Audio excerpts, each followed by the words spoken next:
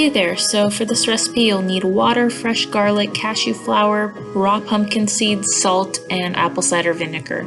So first you'll need 3/4 cup of water, 1 clove of fresh garlic, a half cup of cashew flour, 1/4 cup of raw pumpkin seeds, a 1/4 teaspoon of salt, and 2 tablespoons of apple cider vinegar.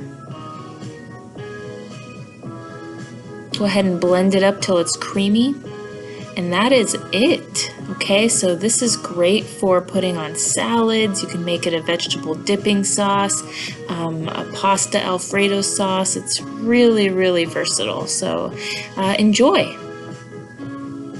For more recipes just like these, please hit the subscribe button. Thank you.